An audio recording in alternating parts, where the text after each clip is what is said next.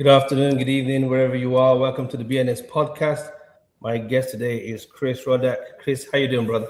Doing great, man. Happy to be here. Thanks to you and happy Father's Day. Thank you. It's good.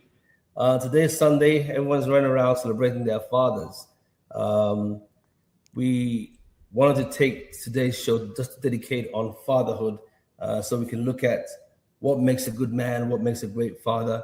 Why do we seem to be having a lot of challenges in that area? We have audience cut across globally. So today I know the folks in the UK are watching, folks in Africa and parts of the Middle East where we get a lot of audience on a regular basis. So I'm super excited to have a guy who actually has spent most of your time working on this. How and why have you chosen to work with fathers? Well, it's the most important thing to me. I am a father. I've got a 12-year-old boy, a 10-year-old girl, married. I live out here in Pittsburgh, Pennsylvania, in the U.S. And for me, I used to be a teacher. I was a teacher for 15 years at a public school. And there's a lot of mentoring and teaching there, so I could help kids in some way. And then for me, to summarize a long story and make it short, when I got married, I lost myself a little bit with discipline, health, habits, lost my confidence. I kind of let myself go physically and with my habits and discipline. I used to be shredded, ripped, and really disciplined, but I let it go when I got married and had kids, like a lot of dads do. So I put on 50, 60, maybe 70. I stopped counting, 70 pounds. And that lasted a decade. So as I was a father, I put on all this weight, lost a lot of my fire and confidence, developed some bad habits. And it took me 10 years to kind of find myself again and regain that discipline, habits, and fire that I once had. And that was in my early 30s. I'm 30. I just turned 39 a couple of days ago. So thank you. So in my early 30s, maybe 33, I kind of finally got that fire and discipline and habits back through developing my own systems and strategies, got in the best shape of my life again. And for me, the important part was, my kids know I love them. My wife knows I love her. That's not enough. I need to give them a path to a better life. I need to show them good habits. I need to be an inspiration to them. So that was my personal philosophy, my personal goal. So that was my own personal transformation. And as I was doing this, I was on Instagram, just building a brand, posting what I was doing. Guys started following me, asking what I was doing, how I was changing myself. So I was just sharing what I was doing. They asked if I could help them. So for about 6 months, I helped people for free, just started teaching them, coaching them what I was doing. And then I developed this massive following of fathers who find themselves in the exact same situation that I was in, of the chaos and responsibility of being a father and job and successful and all that kind of stuff. And you lose yourself personally. And when you lose yourself personally, that's whenever you're impatient, you're unpresent, and all these other things start to happen. So in a nutshell, that's why I work with fathers. Wow. I'm going to get back to you on how you got ripped back again. That's the Sure, yeah. it all together. So basically, you're the founder of Raising Fathers. That's what the foundation is called, right? Rising Father, yeah. Rising Fathers. Okay, so it's Rising Fathers. And what would you say are the three main gaps that motivated you? To start the business or to change myself? First of all, to change yourself. I wasn't happy and I should be happy. Like there's a specific picture that I remember taking of myself. I was at an amusement park with my wife and baby boy. And I took a picture of myself holding my baby boy.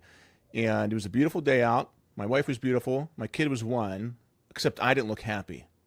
And I was thinking to myself, like, this is the best day of your life. This is the prime of your life. Why aren't you happy? And I wasn't happy with myself.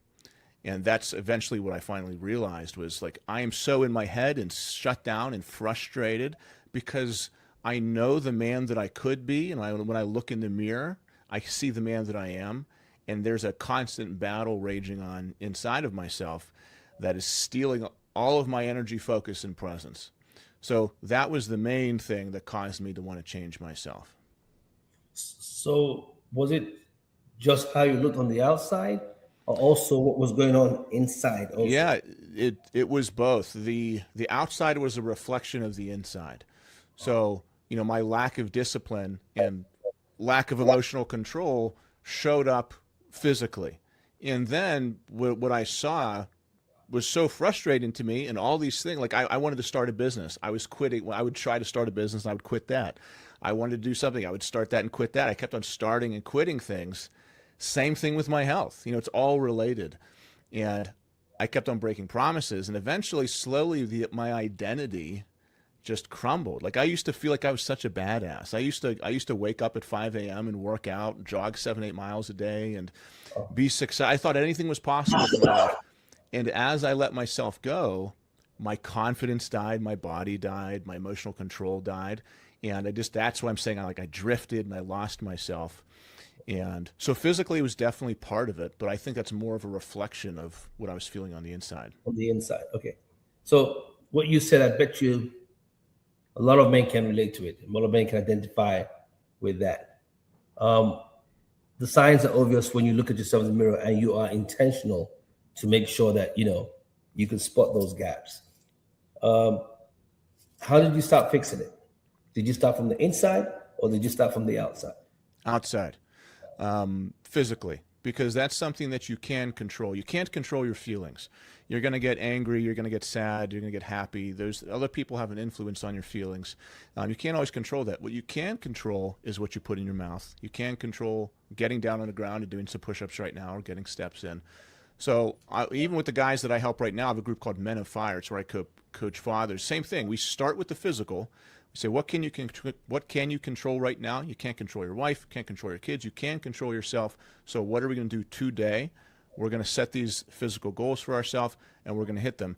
And then after you hit those physical goals long enough and you're consistent, that's whenever you start to develop the muscle of self-control and discipline. That's when your confidence comes back. So, and I always say, inaction breeds doubt and paralysis. Action. Say that again. Inaction breeds doubt and paralysis. Action eliminates it. So the feeling of confidence comes after your habits. So you have to take action to develop the feelings. So for me, I started with the actions, and then the feeling came after that. Wow. Awesome. Wow. So we start from the outside, fix the outside, build the confidence, and then go from there. You train your body, and as you're training your body, you're also training your mind. But it's a lot easier logistically and from a data standpoint, to track progress of your body. You can journal, you can do stuff emotionally, but it's easier to see the scale going down than to track your inner level of confidence. So that's why we start with the body, and at the same time, you're also transforming on the inside. Wow. Let's shift base a bit before we bring Augustus in. What do you think is the difference between a good father and an active father? So you fix the body, you're doing well, great. For the guys who are not ripped, don't feel good physically, what is the difference between a good father and an active father? I think there's a lot of crossovers between both of that. I think it just depends on what kind of standard you set for yourself. Like I'll make a post on Instagram about saying, fathers should be active and healthy. And I'll get somebody who comments, well, they don't have to be. It's like, no, you're right. You don't have to be. You don't have to be healthy. You don't have to be disciplined. You can be good enough. So if your level for satisfaction of being a father is good enough, then that's okay for you. Then you can be the good enough father. For me and for the rising father in my community and the guys that I coach, we know we're different. We say good enough is not good enough for us. We want to be elite fathers. We want to set the standard and be top 1%. We want to be in great shape. We want to be energetic. We want to be successful with our business, and we want to be great husbands, great fathers, great leaders. And that's not normal. Like if you walk around, especially here in the US, if you walk around an amusement park, you're going to see 80% of people out of shape. So we understand that that's not a normal thing. But you can be a good father and not be ripped or in shape, and you don't even have to be ripped.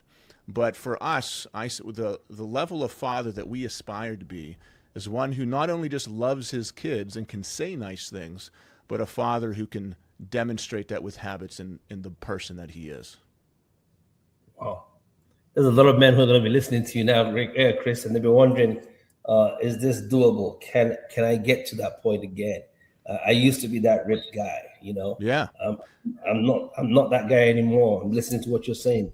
So there's a chance that I can actually start again and Yeah. start rebuilding myself, right? That's our prime guy. It's not, I don't really work with guys who've given up and who have always been lazy and complacent. That's not really the guy who finds me. I call them fallen warriors because that's who I was. It's a guy who, like you said, remembers he used to be disciplined and in shape, let himself go, has the memory of being a badass, and desperately wants to get it back. That's the guy that I take and relight the inner fire with and bring it back to him. That's our core guy.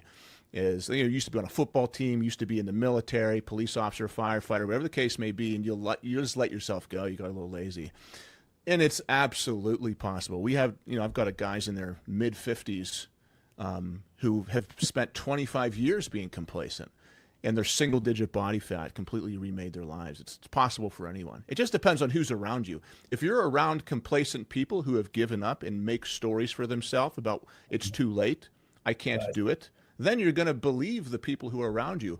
But I've created my own world. Like, my group is a group coaching program. So we just, right before this, I had a group call with 15 guys from around the world who were all obsessed with being disciplined and being their best. For us, it's normal. It's normal to wake up at 4 a.m. and go to the gym. It's normal to go to a birthday party and not eat cake and drink beer. If the people are in your circle think it's normal to be complacent and lazy, then that's going to be normal to you. If the people in your circle think it's normal to be disciplined, then that's going to be normal to you. Wow. I wish I met you 20 years ago, bro. Most folks would think, oh my God, Ike, you're still in good shape. But I had that mindset that it could be better. A guy joined us yesterday. He's 55 years old. And when I talked to him on his call, he said, I don't want to go out like this. That was why he said, I've been watching you for a while. I see what's possible. I don't want to be remembered like this, and I don't want to go out like this. And I said, you are a rare man, because 99% of guys in their 50s have accepted a story of purely managing their decline for the rest of their life instead of a painful rebirth. Like, that's the choice you have to make. The older you get as a man, you have to make that choice. Am I going to just manage my decline for the rest of my life? Or today, am I going to do the painful work of rebirth and of becoming my best? Like, do I actually believe it's possible for me to be the best in my life? If you believe it's possible, okay, good, we can take you there. But if you don't believe it's possible, then it's over for you.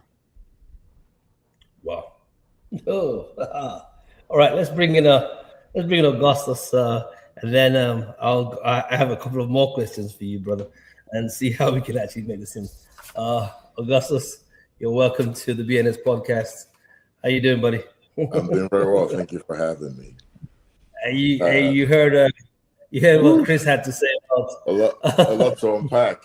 A whole lot to unpack. Hi, Chris. Nice to meet you. Hey, nice to meet you, Augustus. I'm getting to that place of being ripped, and I say an amen to that. It's possible for all of us. It is. It is very possible. It takes a lot of effort. And I do, in a lot of ways, I do agree with you. You know, I heard a bit of your story, how you were narrating, how you looked at yourself and you were out of the pack with your wife and you were 1 year old and you realized you were just not happy looking at that picture. You know, it's indicative of the fact that as soon as, as men, we get married and we have kids, even without getting married, as soon as we have a child or we have an offspring, there's that pressure to be a parent and to be, because there's pressure and it comes with a bit of confusion as well, and, I like the question I asked, what's the difference between a good father and an active father? It's that's a deep question. And a lot of times as men, we confuse both, as the same, and then it's not the same, not at all. So, Augustus, I know you've done very well business-wise.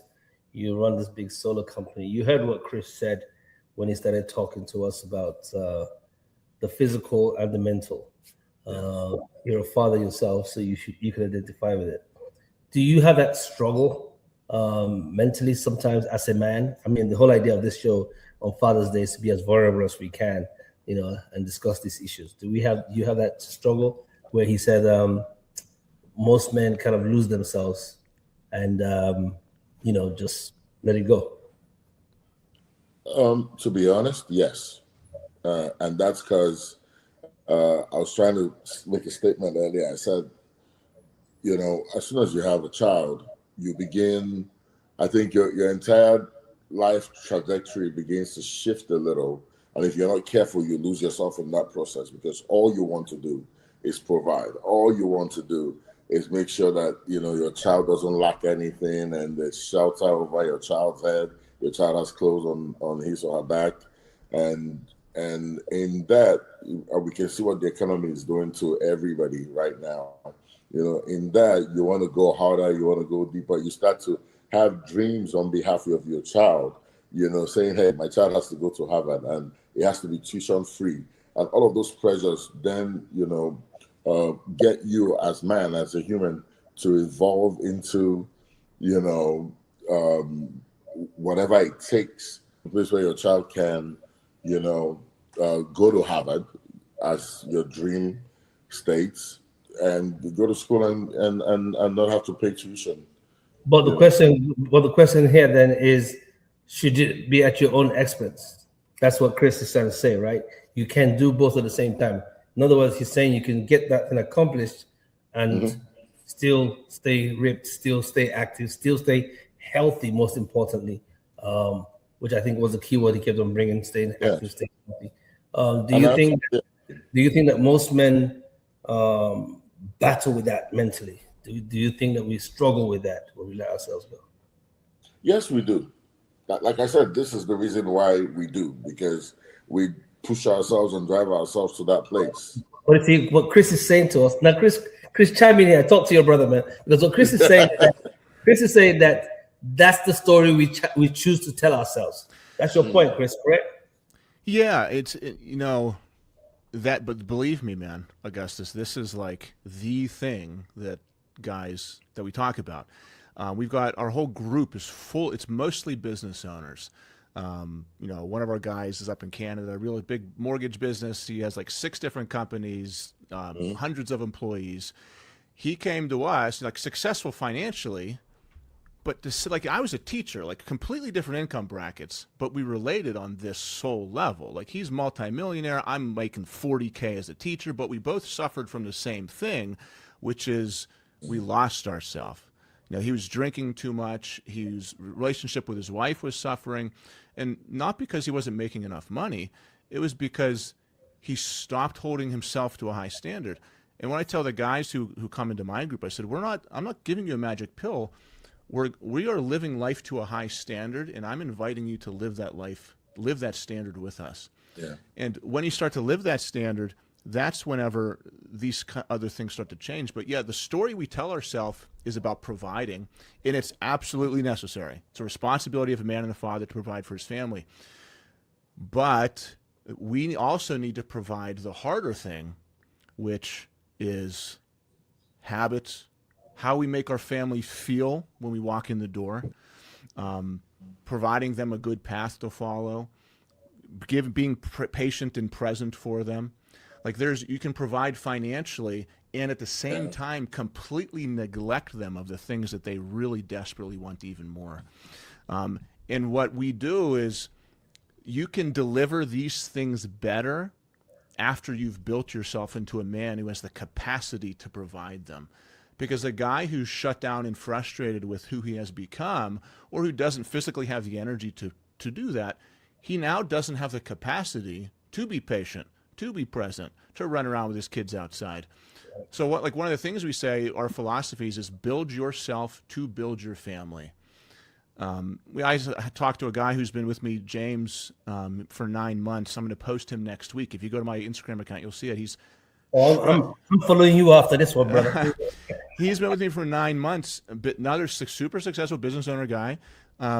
His application, I read it to him when I talked to him. He was in tears. He's like, I can't believe I used to be that guy. He was also making a lot of money 9 months ago, but he said on his application to me, he said, I don't want my family to think I'm sad all the time. He's like, my wife feels like she's leading alone, and I'm letting her down, not financially, but at home, with emotional support, with dependability, with keeping promises. And I read this back to him 9 months later, and like 2 days ago, and he was in tears because as I was talking to him, he's extremely lean, ripped, confident, making more money than he ever has because he's changed as a person. His wife comes down, gives him a hug and a kiss as I'm talking to him. He said we call it being the lighthouse. That's our philosophy. It's being an immovable object that you can't break, that spreads light and warmth to everyone around you, but also guides the ships. That's what I see the Father as. It's the immovable object that lights the way, and that does not. The storms can crash against it, and it does not move. And man, this guy he has absolutely become that. Not because he just started making more money, but because he transformed himself. And he's now a guy who's patient, present. He doesn't snap at his family because he's developed that inner self-control and inner discipline. Wow. So what I'm hearing you say, Chris, is the discipline that we need to sustain ourselves as men or as fathers starts from how we look at ourselves and how we build ourselves. Yes? No? Yeah. It's how you show up at home is a direct reflection of what you feel and see when you look in the mirror.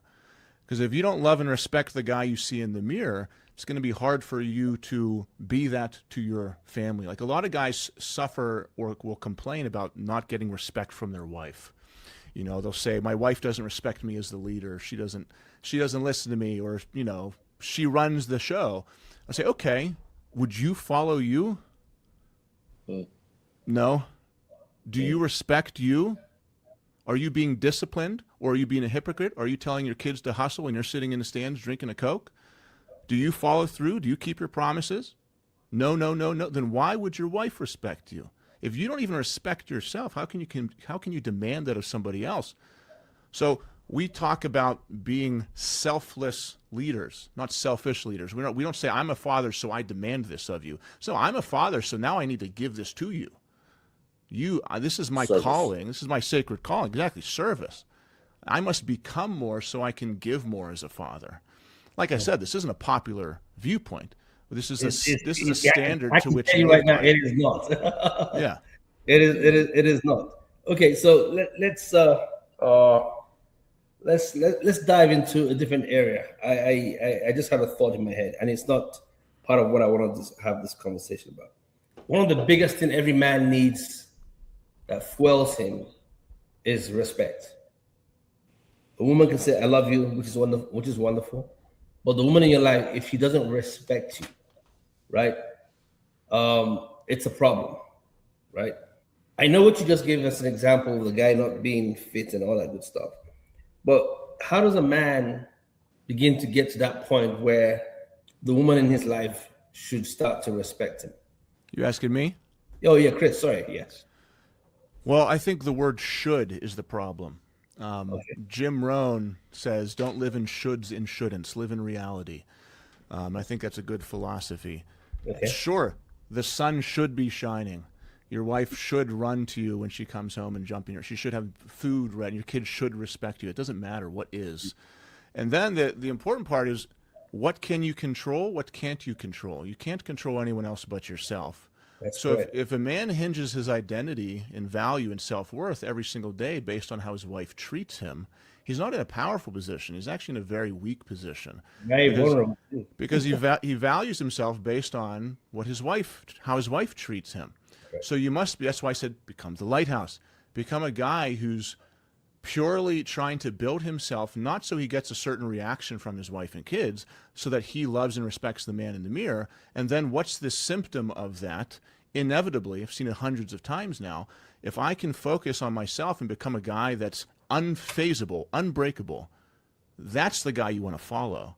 You know who your wife will not respect and follow? The guy who's jaded, the guy who's upset that he's not appreciated, the guy who's mad that he's not getting respect and always bitches to his wife about how he's not being respected. That's the guy who's earning disrespect. You know who I do follow? The kind of guys that I respect? It's kind of guys that are unfazed. You're like, oh my God, how is he just so calm right now? That guy, that's the guy I want to be around and I will follow. Not because he's demanding it of me, because he's pulling me towards him. He's like pulling me towards his orbit. So that's how you can earn respect That from your respect. wife, not by demanding it, not by pushing, by pulling. I like that. Augustus, your point? Basically a gravitational force, where you, as a man, you get to a place where you can, on your own, define your self-worth, define how you want to be perceived by your family, your immediate family. And it comes with a lot of, to Chris, what Chris is saying, it comes with a lot of, yes, vulnerability, but it comes with a lot of also dying, dying to your ego, dying to every embellishment that, you could feel as a man defines you, and I mean, this is great. It's great to listen to somebody who I kind of align with in that respect, because a lot of times you find men, not wanting to listen to their partners, not wanting to listen to perspectives of their children. I have a soon-to-be 11-year-old, and everything is a negotiation, and it's teaching me to build a better relationship. Because children are sponges. They will watch you. And when I say relationship, I'm not just talking about my immediate family. I'm talking about my relationships with people I have around me, outside. how we relate. Because they're learning how to relate with people from me firsthand.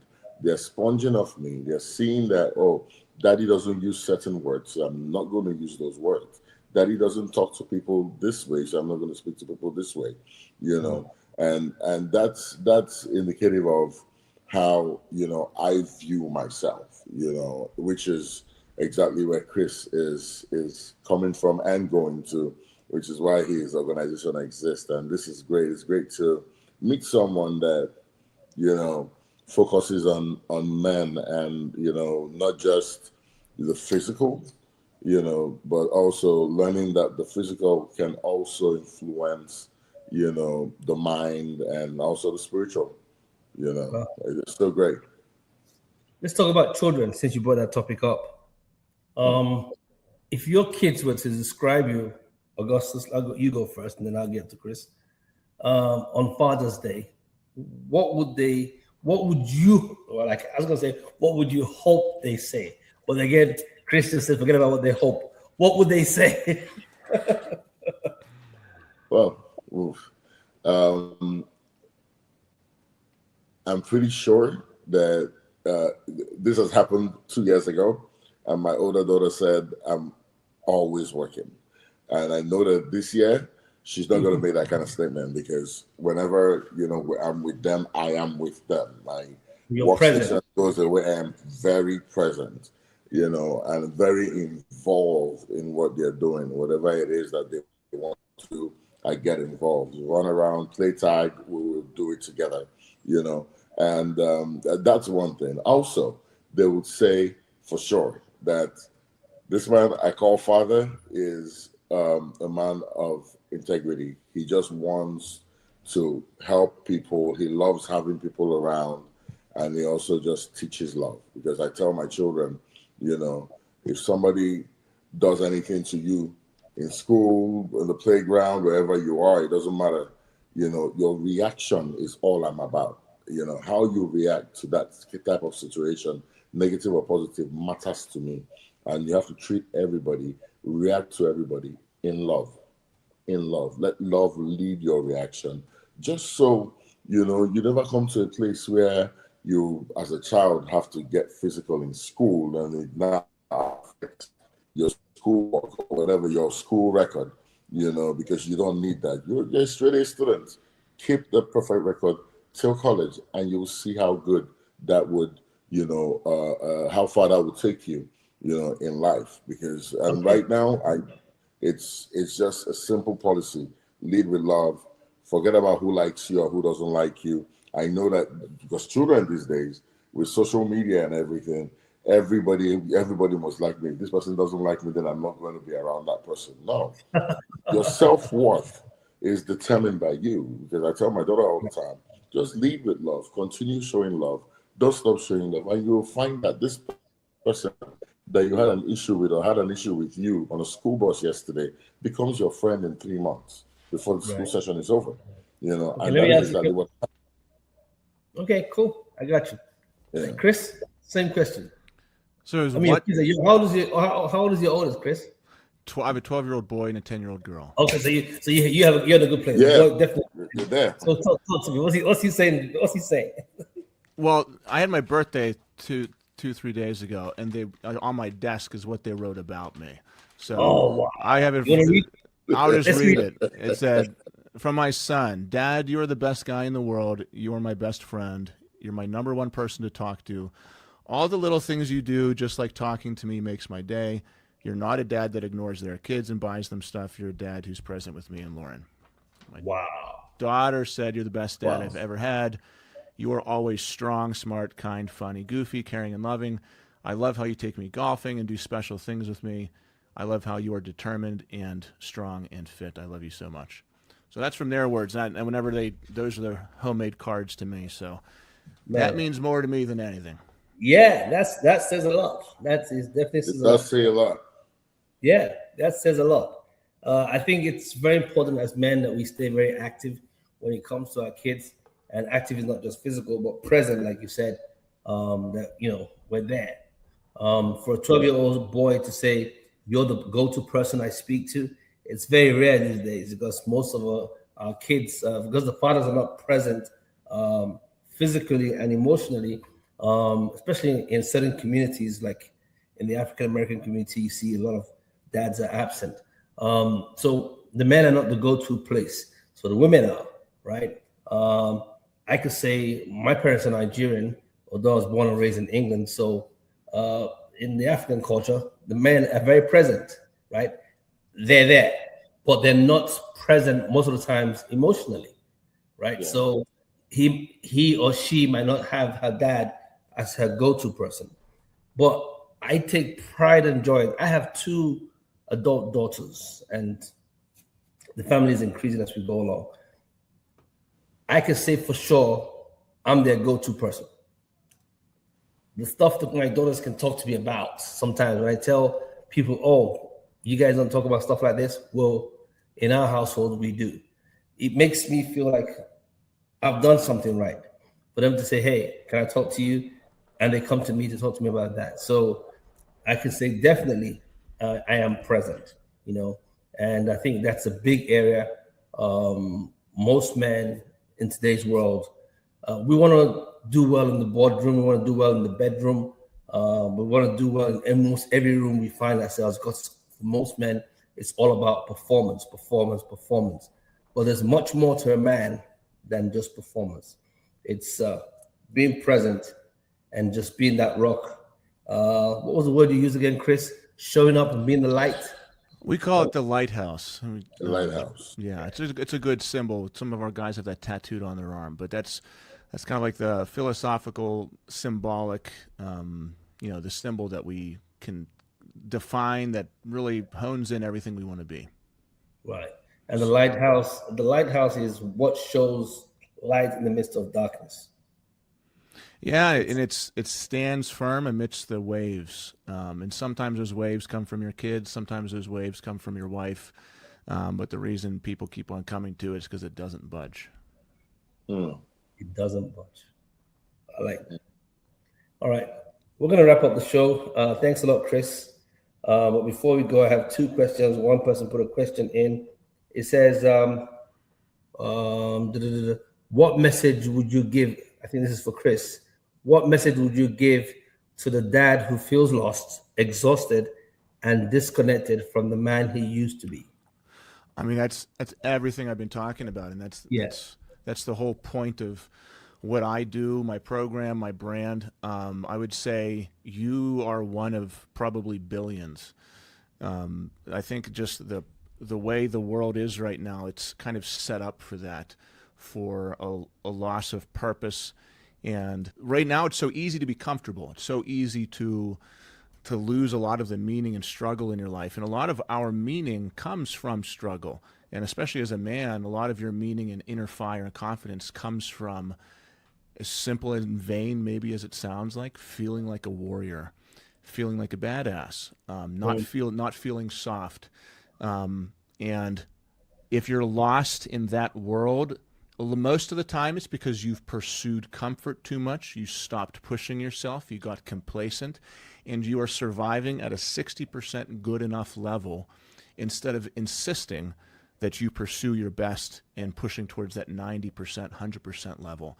So the thing I would tell you to do if you're that guy struggling with that is to audit your life and say, am I settling for 50% of the man that I could be? Or am I truly pushing myself right now?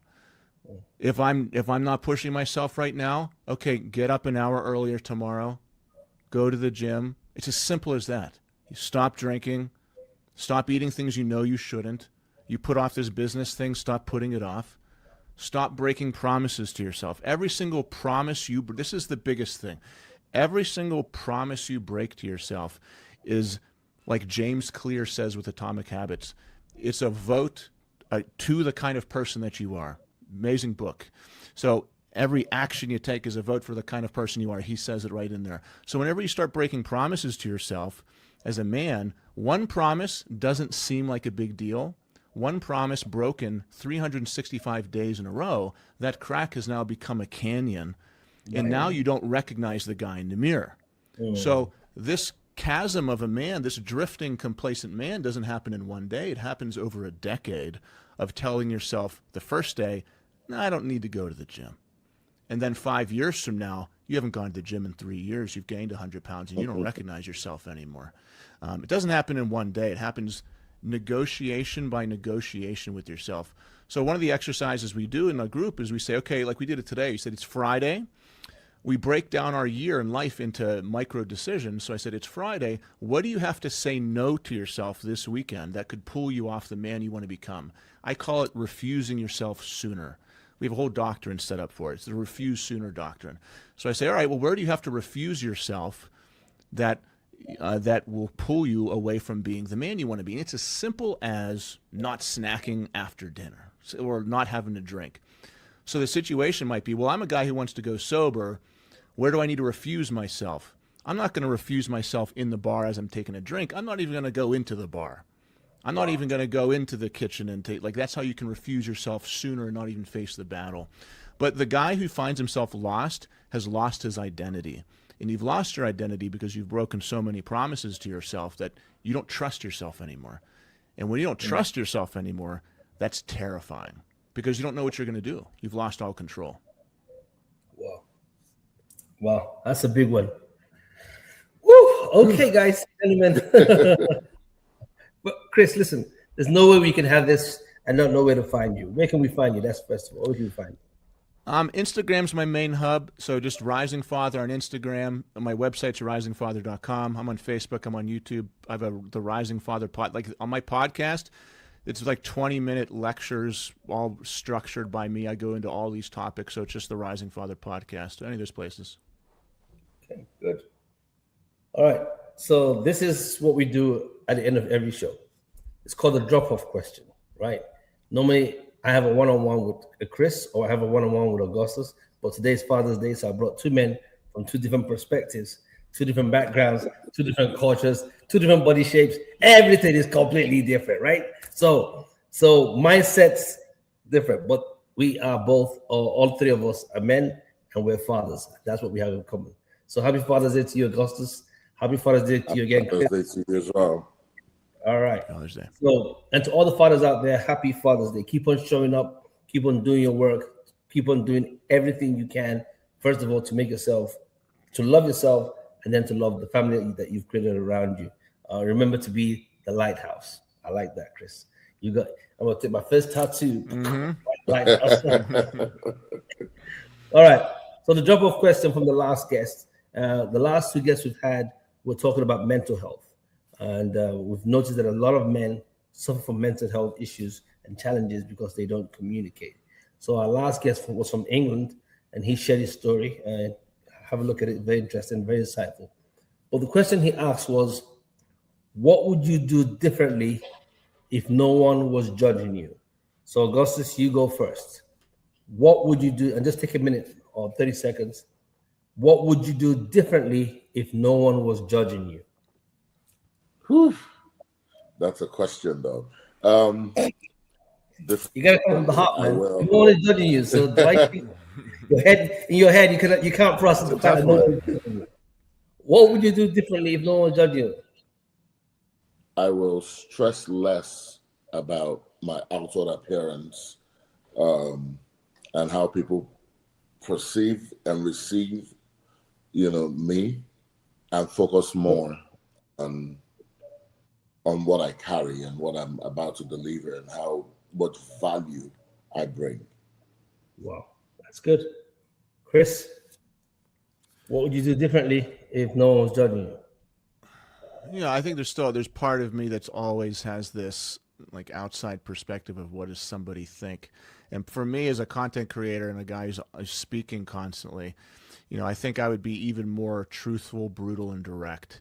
Because I think the way you help people is by being more direct and truthful with them. So I think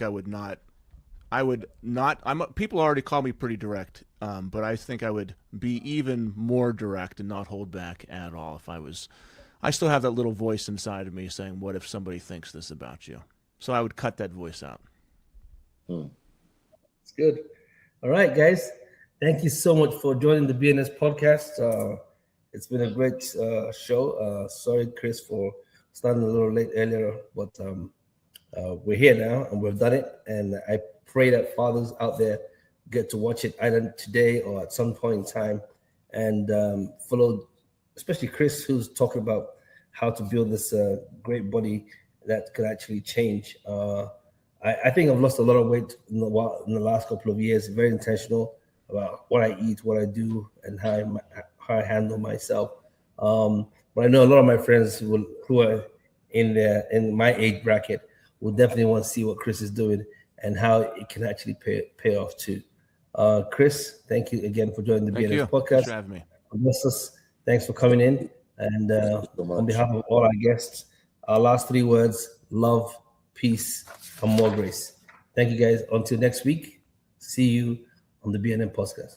And we're out.